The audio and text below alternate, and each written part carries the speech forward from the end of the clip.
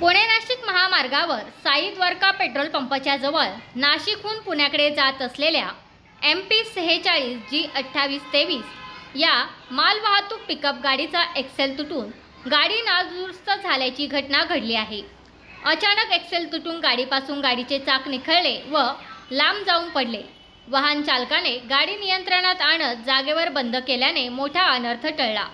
तसेच यावेळी पुणे नाशिक महामार्गावर वाहनांची वर्दळ नसल्याने व मागून वाहन येत नसल्यामुळे मोठा अपघात होता राहिला।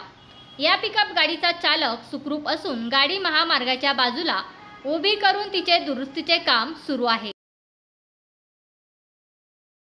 तुमचा फ्लॅट, घर, बंगला, व्यापारी गाडे, दुकान, जागा, शेतजमीन, प्लॉट्स विकायचे आहेत का? विकायचे असतील तर आजच आमच्याशी संपर्क साधा।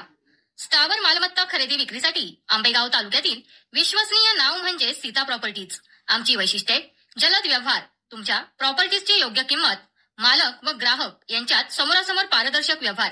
आमचा संपर्क 7972 82 24 33 आणि 7709 72 21 38।